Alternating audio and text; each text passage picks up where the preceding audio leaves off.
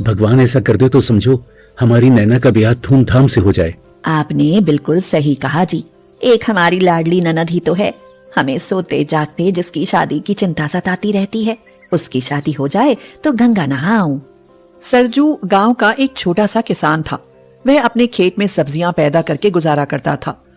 जब सरजू के माँ बाप का देहांत हुआ तब उसकी छोटी बहन नैना केवल 7 वर्ष की थी।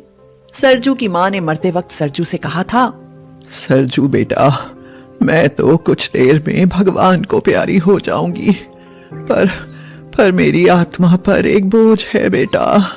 माँ, तुम ऐसा क्यों बोल रही हो?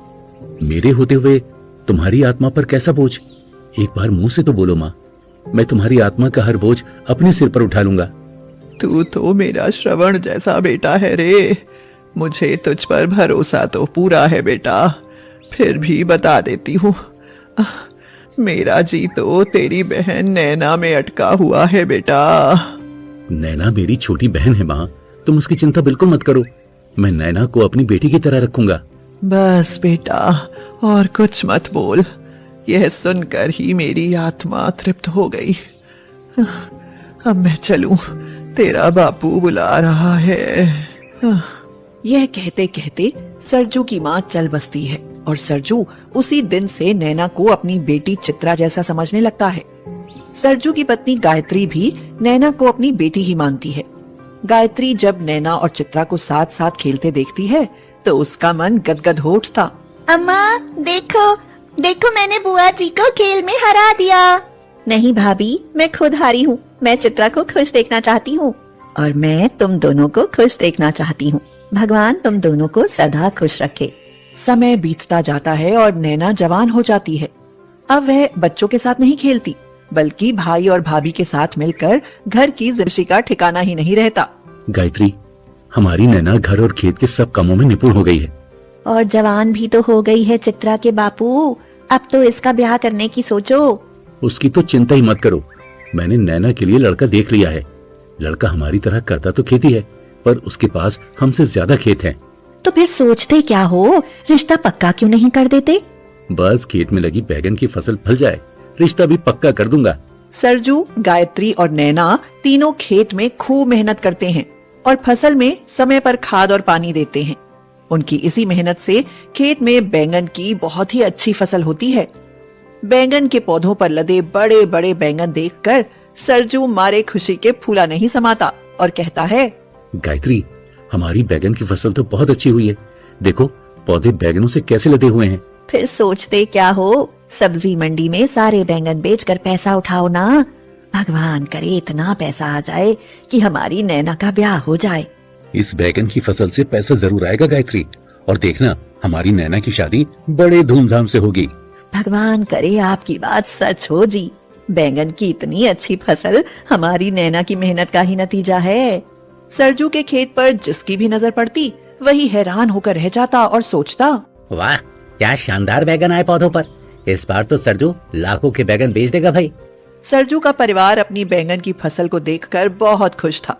सब मिलकर बैंगन तोड़कर गाड़ी में भरते हैं और सरजू खुशी खुशी बैंगन से लदी गाड़ी लेकर सब्जी मंडी में आता है। मगर मंडी आते ही उसकी सारी खुशी दुख में बदल जाती है। मंडी में बैंगन का भाव बहुत गिर चुका था। देखो सरजू, इस साल बैगन का भाव बहुत गिर गया है।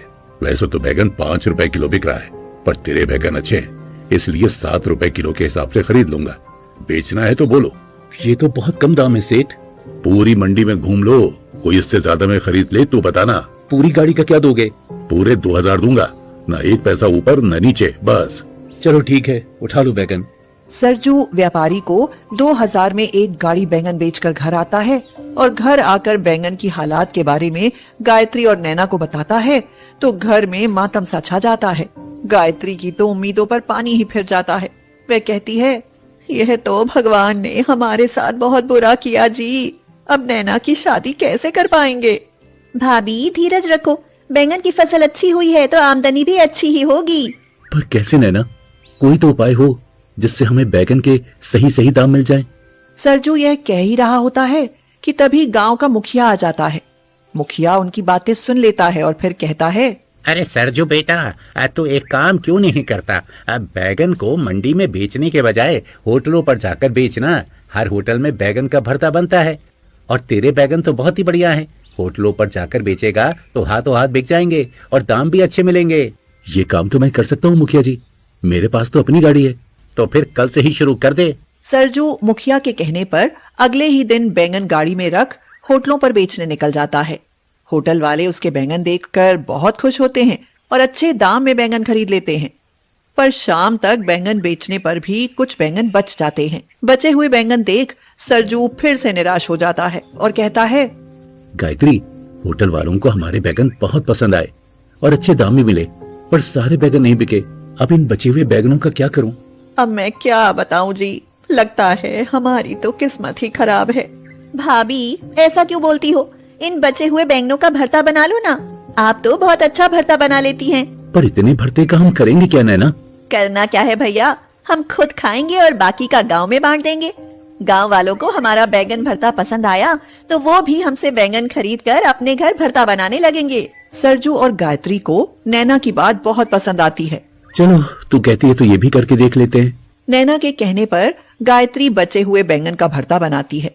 फिर नैना और चित्रा दोनों गांव में घर घर जाकर बैंगन का भरता बांट कर आती हैं। गांव वालों को उनका बैंगन भरता इतना पसंद आता है कि सब उंगलियां चाटते हुए सरजू का धन्यवाद प्रकट करने के लिए उसके घर आकर इकट्ठे होने लगते हैं। वाह भाई, सरजू भरता तो बहुत ही अच्छा बना था। हाँ, ऐसा भरता तो शहर के होटल में भी खाने को नहीं मिलता। मैं तो कहती हूँ गायत्री दीदी, तुम भरते का होटल ही खोल लो। खेत में लगे बैंगन से 10 गुना ज्यादा कमाई करोगी। हाँ, अगर भरते का होटल खोलना ही है तो दुकान मैं दे देता हूँ सरजू। किराया भले काम अच्छा चलने पर दे देना, पर भरता रोज खिलाना पड़ेगा। मुखिया और गांव वालों के कहने पर सरजू भरते का होटल खोल लेता है और गायत्री का बनाया बैंगन भरता सबको बहुत पसंद आता है। फिर तो कुछ ही दिनों में उनका होटल अच्छा चलने लगता है और बैंगन का सीजन जाने से पहले ही सरजू काफी पैसा जमा कर लेता है। पैसा आते ही सरजू और गायत्री